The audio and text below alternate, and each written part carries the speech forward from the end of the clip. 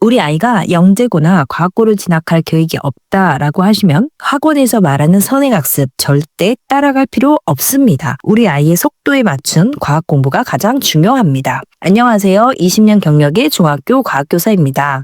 요즘 학원에서는 선행학습을 강조하면서 지금 시작해도 너무 늦었습니다. 빨리 시작해야 합니다. 라는 식의 말을 자주 합니다. 부모 입장에서는 불안해지기가 쉽고 마치 우리 아이만 뒤처진 것 같은 느낌이 들 수 있습니다. 하지만 영재고나 과학고처럼 특별한 진학 목표가 있는 학생이 아니라면 이런 학원의 선행 속도를 억지로 따라갈 필요는 전혀 없습니다. 중학교에서의 과학은 학습의 양으로 보면 중학교 전 과정을 빠르면 6개월이면 끝낼 수 있을 정도의 분량입니다. 그러나 처음 접하기 때문에 학생들은 어렵게 느껴지는 것이죠. 게다가 요즘에는 부모님 때와는 달리 초등학교 때 지필고사 시험을 보지 않기 때문에 중학생이 되어도 공부를 어떻게 해야 하는지 모르는 경우가 대부분입니다. 그리고 중학교 1학년은 보통 자유학기제인 경우가 대부분이어서 지필 시험을 보지 않기 때문에 실제로 시험이라는 것을 경험하는 것은 빨라야 중학교 1학년 2학기가 됩니다.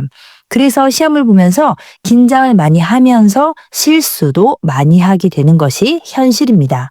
그래서 생각보다 낮은 지필평가 점수에 그리고 주변의 선행 속도에 이러다가 우리 아이만 뒤처지는 것이 아닌가 하고 걱정과 불안이 앞서게 되는 것이죠. 그래서 학원에 가서 설명을 들으면 학원을 안 다닐 수 없게 됩니다. 선행을 해서 몇 번을 반복하면 구멍이 채워지고 따라갈 수 있다는 말이 너무나 그럴싸하기 때문이죠. 그러나 학습이라는 것은 처음 배울 때 가장 효과가 좋습니다. 모르는 부분을 처음 들어서 알 때 집중을 가장 많이 하게 되고 초도 효과라고 해서 가장 기억에 잘 남게 되는 것이죠. 그리고 반복해서 들을수록 실제로 문제를 풀지 못함에도 불구하고 여러 번 반복해서 봤기 때문에 들어본 경험이 있어서 알고 있다고 착각을 하게 되는 겁니다. 그리고 제대로 된 공부를 하지 않게 되는 것이죠. 학원을 다니느라 시간은 부족하고 본인이 직접 공부할 시간이 없었던 것도 하나의 원인이 됩니다.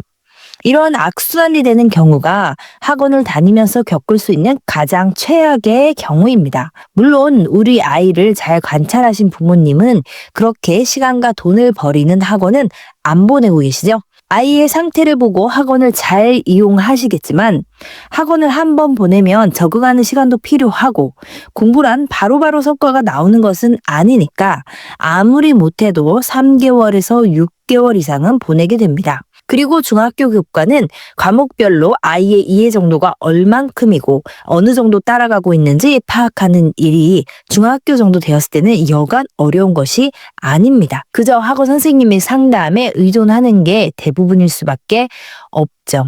그런데 중학교 과학은 일단 아이에게 공부를 한번 믿고 맡겨보세요. 그렇다고 그냥 전적으로 아이에게만 맡기면 안 됩니다. 부모님들도 다 학창 시절이 있으셨지만 공부라는 게 좋아서 하는 사람은 정말 극히 일부잖아요. 공부를 그냥 습관처럼 되게 하기 위해서는 외부의 도움이 반드시 필요하긴 합니다. 중학교 때 공부는 당연히 학교 성적이 잘 나오는 것이 가장 중요하지만 그것만을 목표로 하지는 않습니다. 고등학교 내신 1등급, 더 나아가 수능 1등급이 목표인 것이죠. 중학교 성적 A 받는 것만을 목표로 한다면 오히려 개념이 그리 많지 않기 때문에 개념과 유형을 외우면 시험 성적은 잘 받을 수 있습니다. 그러나 단순히 암기만으로 고등학교에서는 성적을 잘 받을 수 없기 때문에 중학교부터는 제대로 이해된 공부를 해야 합니다. 그리고 어쩌면 더 중요할 수 있는 수능까지 학습 습관 형성을 중학교 때 만들어놔야 합니다. 그래야 우리가 목표로 하는 스카이 입학이 가능하게 되는 것이죠. 특히 과학은 단순히 배울 내용을 미리 보는 것보다 개념을 제대로 이해하는 것이 훨씬 중요합니다.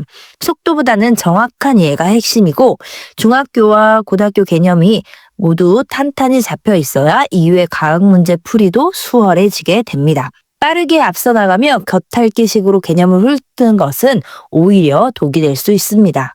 실제로 대입을 코앞에 둔 고3이라고 해도 과학 성적이 잘 나오지 않는 경우 이유는 대부분 기초 개념에 구멍이 있기 때문입니다. 이럴 땐 그 구멍부터 천천히 다시 메워야 성적이 오르게 되는 겁니다.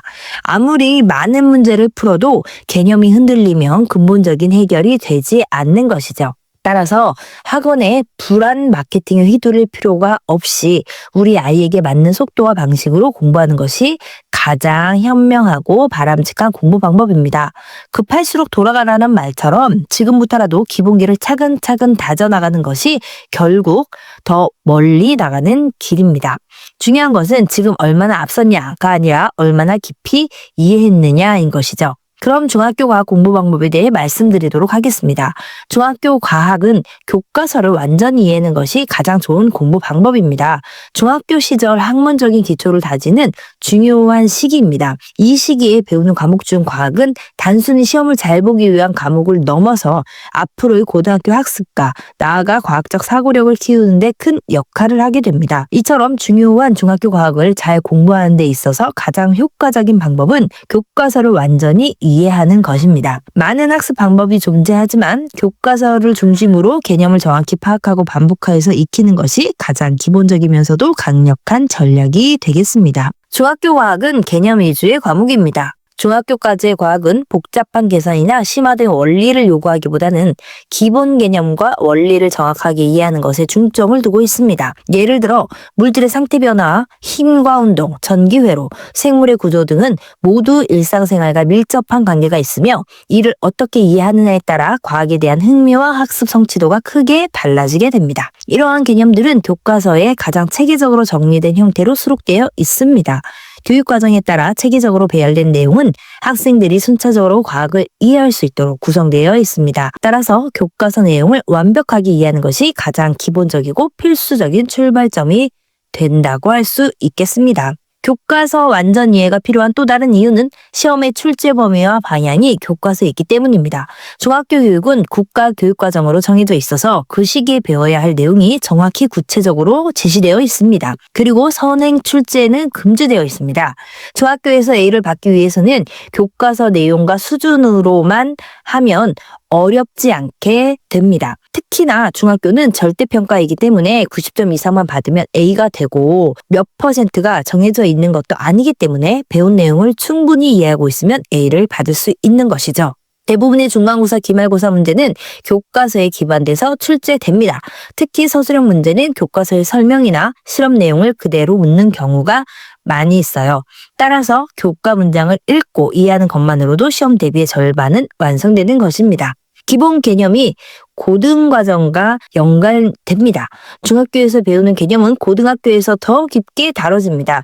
예를 들어 중학교에서 배우는 물질의 상태 변화는 고등학교 화학에서 분자 간의 인력, 연력학 등으로 확장되고 힘과 운동 개념은 물리학으로 이어지게 됩니다.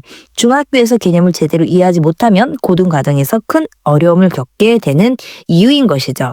암기보다 이해 중심의 반복이 더 오래 기억에 남습니다. 단순 암기는 금방 잊히지만 원리를 이해하고 스스로 설명할 수 있을 정도로 익히면 오래 기억이 됩니다. 과학은 원인과 결과가 연결된 항목이기 때문에 원리를 이해하면서 공부하면 암기할 양도 줄어들고 문제 해결 능력도 자연스럽게 향상되게 됩니다. 교과서를 중심으로 공부하는 구체적인 방법을 알려드리도록 하겠습니다. 전체적인 숲을 먼저 보는 겁니다. 큰 틀에서 내가 무엇을 배우고 있는지 아는 게 가장 먼저입니다. 그리고 각 단원마다 제시된 학습 목표를 읽고 어떤 개념을 배울 것인지 큰 틀을 잡는 것이 중요합니다. 이렇게 하면 단원 전체 내용을 하나의 흐름으로 이해할 수 있습니다. 그리고 본문 내용을 천천히 읽으면서 핵심 문장의 밑줄을 긋고 연습장에 나만의 언어로 정리를 합니다. 무턱대고 읽기보다는 핵심 문장이나 생소한 단어, 중요한 개념이 나오는 부분에 밑줄을 긋거나 연습장에 정리를 해두는 식으로 공부를 합니다. 요즘에 문제집의 정리가 너무 잘 되어 있어서 직접 정리할 일이 거의 없는데요. 배운 내용을 스스로 정리하면 머릿속도 정리가 되게 됩니다. 그리고 다른 과목과 달리 과학 공부할 때 신경 써야 할 부분은 실험 활동과 탐구 내용입니다. 중학교 과학 교과서에는 실험과 탐구 내용이 포함되어 있습니다. 이 부분은 개념 이해하는 데 큰 역할을 하며 시험에서도 자주 출제됩니다. 단순히 결과만 외우지 말고 실험의 목적, 과정, 결과, 해석을 꼼꼼히 따져보며 정리하는 것이 중요합니다. 한 번 읽고 끝내지 말고 반복해야 합니다. 개념은 여러 번 반복해서 읽고 익힐수록 확실히 내 것이 됩니다. 하루에 여러 단원을 무리하게 보기보다는 한 단원을 깊이 있게 여러 번 읽는 것이 훨씬 효과적입니다. 특히 스스로 설명할 수 있을 정도가 되어야 진짜 이해한 것입니다. 스스로 공부하는 학습 습관을 만드는 가장 좋은 방법은 꾸준히 매일매일 하는 것입니다. 시험 기간에만 집중해서 오랜 시간 하는 게 아니라 평소에 꾸준히 공부하는 습관을 고등학교 내신을 향상시키는 지름길입니다. 매일매일 꾸준히 공부하고 공부란 그냥 밥 먹는 것처럼 당연히 하게 될 때 최상위권이 되게 되는 것입니다. 그리고 이제 문제집을 풀어봅니다.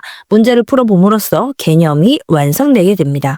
교과서를 충분히 이해했다고 해도 문제에 어떻게 적용되는지 몰라서 문제풀이가 안 되는 경우가 있습니다. 문제풀이를 통해 개념 적용 방법을 알게 되기 때문에 문제풀이는 반드시 해봐야 됩니다. 시험 기간에 대여 시간이 없는 경우 어쩔 수 없이 문제를 먼저 풀면서 개념을 이해하는 경우도 있지만 평소 학습 습관을 형성하기 위해서는 문제풀이를 마지막 완성으로 활용해야 합니다. 문제를 먼저 풀다 보면 오개념이 생기기 쉽고 해설만 보고 넘어가면서 잘못된 암기를 하게 될 수 있기 때문입니다. 문제집은 개념을 점검하고 적용해보는 용도로 활용해야 합니다. 결론적으로 기초가 튼튼한 학생이 결국 가장 멀리 간다는 것입니다. 중학교 과학은 양도 많지 않고 내용도 비교적 단순합니다. 하지만 이 시기에 개념을 제대로 이해하고 확실히 다져두지 않으면 이후 학습에서 반복적으로 어려움을 겪게 됩니다. 오히려 이 시기에 교과서에 충실하게 공부하는 습관을 들이면 고등학교나 대학까지도 흔들림 없는 학습 태도를 유지할 수 있습니다. 모든 학문의 기초는 기본 개념에 대한 탄탄한 이해에서 시작됩니다. 특히 과학처럼 논리와 원리를 바탕으로 한 과목은 더욱 그렇습니다. 많은 것을 빠르게 공부하려 하기보다 적은 양을 천천히 정확히 반복해서 익히는 것이야말로 중학교 과학을 잘하는 가장 확실한 방법입니다. 지금 이 시기의 노력은 훗날 훨씬 더 큰 성과로 돌아올 것을 약속드립니다. 그러면 지금까지 제 영상을 봐주셔서 감사합니다.